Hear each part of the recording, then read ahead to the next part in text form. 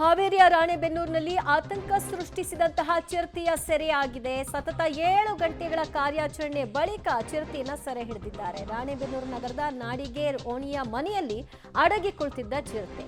ಅರವಳಿಕೆ ತಜ್ಞರು ಬಂದು ಚುಚ್ಚುಮದ್ದನ್ನ ಕೊಟ್ಟು ನಂತರ ಚಿರತೆಯನ್ನ ಸೆರೆ ಹಿಡಿದಿದ್ದಾರೆ. ಹಾವೇರಿಯ ರಾಣೆಬೆನ್ನೂರಿನಲ್ಲಿ ಮೊದಲು 2-3 ಮನೆಗಳಿಗೆ ಇದು ಜಂಪ್ ಹೊಡೆದು ಹೋಗಿ ಕೊನೆಗಲ್ಲಿ ಒಂದು ಕಡೆ ಕೂತ್ಕೊಂಡಿತ್ತು.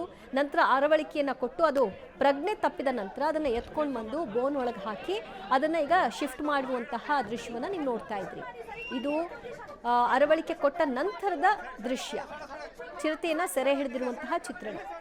ಸ್ಥಳೀಯರೆಲ್ಲರೂ ಕೂಡ ಗಾಬರಿ ಆಗ್ಬಿಟ್ಟಿದ್ರು. ಮನೆಯೊಳಗೆ ಈ ರೀತಿ ಚಿರತೆ ಪ್ರತ್ಯಕ್ಷ ಆಗಿದ ಕೂಡಲೇ ಏನಾಗುತ್ತೋ ಎತ್ತೋ ಅಂತ. ಹಾಗಾಗಿ ತಕ್ಷಣಕ್ಕೆ ಅರಣ್ಯ ಇಲಾಖೆಯ ಸಿಬ್ಬಂದಿಗಳಿಗೆ ವಿಷಯವನ್ನು ಮುಟ್ಟಿಸಿದ್ರು. ಸಮಯಕ್ಕೆ ಸರಿಯಾಗಿ ಬಂದು ಚಿರತೆಯನ್ನ ಸೆರೆ ಹಿಡಿಯುವಲ್ಲಿ ಕೂಡ ಸಕ್ಸಸ್ ಆಗಿದ್ದಾರೆ. ಕೆಲ ಹೊತ್ತು ಅದು ಆಟ ಆಡಿಸಿದೆ. ಹೌದು, 7 ಗಂಟೆಗಳ ಕಾರ್ಯಾಚರಣೆ ಬಳಿಕ ಸೆರೆ ಹಿಡಿದಿದ್ದಾರೆ.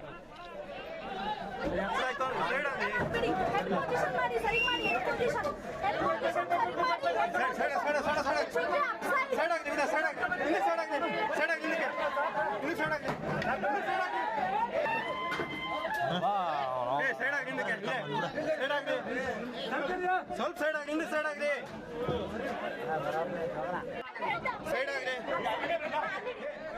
ಸೊ ಯಾರಿಗಾದ್ರೂ ಅನ್ಸ್ಬೋದು ಇದೇನಪ್ಪ ಚಿರತೆ ಅಷ್ಟು ಆರ್ಭಟ ಮಾಡ್ತಿತ್ತು, ಇಷ್ಟು ಸಲೀಸಾಗಿ ಎತ್ಕೊಂಡ್ಬಂದ್ಬಿಟ್ರಲ್ಲ ಅಂತ. ಅದನ್ನು ಅರವಳಿಕೆ ಕೊಟ್ಟಿದ್ದಾರೆ, ಹಾಗಾಗಿ ಅದು ಪ್ರಜ್ಞೆ ತಪ್ಪಿದೆ. ಹಾಗಾಗಿ ಎತ್ಕೊಂಡು ಬಂದು ಅದನ್ನು ಬೋನ್ನೊಳಗೆ ಹಾಕಿ ಈಗ ಅದನ್ನು ತಗೊಂಡೋಗಿ ಕಾಡಿಗೆ ಬಿಡುವಂಥ ಕೆಲಸವನ್ನು ಮಾಡ್ತಾರೆ. ಕೆಲ ಹೊತ್ತಿನ ನಂತರದಲ್ಲಿ ಆ ಒಂದು ಅರವಳಿಕೆಯ ಮದ್ದಿನ ಒಂದು ಎಫೆಕ್ಟ್ ಏನಿದೆ ಅದು ಕಮ್ಮಿ ಆದ ನಂತರ ಮತ್ತೆ ಅದು ಚೇತರಿಸ್ಕೊಳ್ಳುತ್ತೆ. ಆದರೆ 7 ಗಂಟೆಗಳ ನಂತರದಲ್ಲಿ ಈ ಚಿರತೆಯನ್ನು ಸೆರೆ ಹಿಡಿಯೋದಕ್ಕೆ ಆಯಿತು. ಅಷ್ಟೊಂದು ಆಟ ಆಡಿಸಿತ್ತು ಈ ಚಿರತೆ. ಯಾಕಂದರೆ ಒಂದು ಕಡೆಯಿಂದ ಇನ್ನೊಂದು ಕಡೆಗೆ ಜಂಪ್ ಹೊಡೆಯೋದು, ಅಲ್ಲಿ ಹೋಗಿ ಔತ್ ಕೂತ್ಕೊಳ್ಳೋದು, ಅಲ್ಲ ಆರ್ಭಟಿಸೋದು, ಇದೆಲ್ಲ ಆಗಿತ್ತು.